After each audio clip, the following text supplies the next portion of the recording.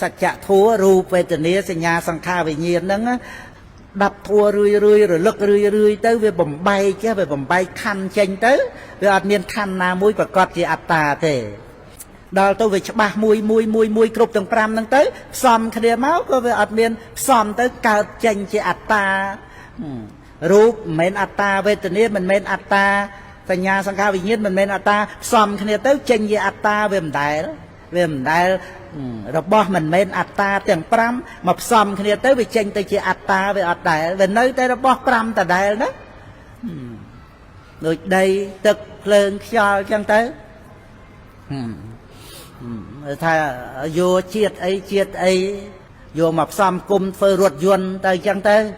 ទោះជាយកមកធ្វើបានរថយន្តធ្វើយន្តហោះក៏វាអត់មានកើតទៅជាអត្តាវាអត់មានយកដីទឹកភ្លើងខ្យល់ហ្នឹងយើងសរុបមកទោះជាលោហៈធាតុហ្នឹងវាស្អីក៏ដោយណាវានៅទៅក្នុងដីទឹកភ្លើងខ្យល់ហ្នឹងយកមកផ្សំគុំទៅវាអត់អាចកើតទៅជាមនុស្សជាទេវតាទេនេះដែលយើងដែលព្រះអង្គសម្ដែងថាអបមត្តាសតិមេន្តោនេះគឺជាអ្នកមានស្មារតីសតិមេន្តោនេះថាមានសតិអបមត្តាតែកុំប្រមាទណាអ្នកទាំងឡាយចូលមានសិលល្អហើយវានៅក្នុងការរំលឹកដាស់តឿនអ្នកទាំងឡាយហ្នឹងណាហើយមានសិលល្អហើយមានស្មារតីកុំក៏បីមានសេចក្តីប្រមាទឲ្យពុទ្ធបរិស័ទយើងស្ដាប់រឿយរលឹករឿយមានប្រយោជន៍ធំណាស់ប្រយោជន៍តែយើងថាយើងដឹងថាទៅរួមមាសរួមប្រាក់រត់លុយរកកាក់ក្នុងโลกហ្នឹងវាប្រយោជន៍ហើយដល់ទៅស្ដាប់ពធអត់មានបានលុយណាអត់មានបានប្រាក់មែនណាប៉ុន្តែវាកាត់អាទិដ្ឋិតណ្ហាដែលចង់បានប្រាក់ហ្នឹងហើយយើងវាអត់តាន់ដឹងពីទិដ្ឋិតណ្ហាហ្នឹងយើងឃើញតែអាការដែលបានប្រាក់នោះវាសំខាន់ណាវាសំខាន់ល្មមដែលយើងអាចរស់បានណាពេលមិនសំខាន់រហូតដល់ទៅថាប្រម៉ែប្រមូលតលតែបានច្រើននឹងមកហើយយើងកើតមកជួបបត្រៃបីដកចំណាយពេលវេលាទៅជាមួយនឹងប្រាក់នឹងអស់រលេងទៅហើយប្រាក់នោះវាមានជួយឲ្យយើងរួចពីអបាយភូមិរួចពីវដ្តសង្សារណាអញ្ចឹងហើយអាការដែលយើងចិត្តតែចង់បានហ្នឹងឲ្យបានប៉ុណ្ណាមកនៅតែចង់បានទៀតហ្នឹងមកពីអីនេះអាទិដ្ឋិតណ្ហានេះការញៀនណាអាហ្នឹងការញៀនតលតែយើងដឹកអញ្ចឹងបានយើងមកយល់ថា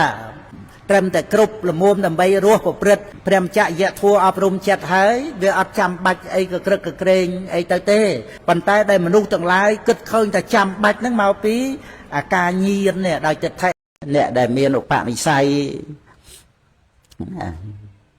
បានបត្រៃសរណគមហ្នឹងក៏ចូលក្នុងសំណាញ់ញៀនពុទ្ធដែរណាព្រោះជាបាតនៃលោកតរៈធម៌ទៀតបត្រៃសរណគមដែលមាននៅក្នុងបុគ្គលណាបុគ្គលហ្នឹងមានសម្បត្តិក្រៃលែងជាងសម្បត្តិទេវតាសម្បត្តិព្រំទៀតគុណនៃបត្រៃណគមគឺសទ្ធានិងបញ្ញាហ្នឹងណាព្រោះអាចឲ្យសម្បត្តិព្រះនិព្វានដោយសារដើមទុនហ្នឹងព្រះកថាសាលេកសោតបីដកលេខ20ទាំងសាលេកសោតហ្នឹងសម្ដែងបត្រៃណគមហ្នឹងជាបាតនៃលោកតរៈធัวចូលក្នុងសំណាញ់ញៀនព្រះអង្គយាងទៅប្រុសណាដែលអាចមានបត្រៃសរណគមបានមិនចាំតល់តែបានមគ្គផលដែលព្រះអង្គយាងទៅប្រុសបរិសត្តមសារថេហ្នឹងណាត្រឹមតែដល់បត្រៃណគមនៅជាបឋិជនហ្នឹងហ្នឹងប្រប៉ុណ្្នឹងព្រះអង្គយាងទៅប្រុសដើម្បី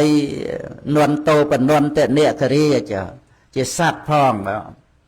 ដែលអាចដល់ពុទ្ធធម៌ប្រសង់បានណាព្រះអង្គយាងទៅសំដែងរិទ្ធទៀតនាំភិក្ខុសង្ឃទៅឯដល់អាកាសហើយព្រះមហាមោគលានទទួលឧបទេសពីព្រះដ៏មានពភាធ្វើ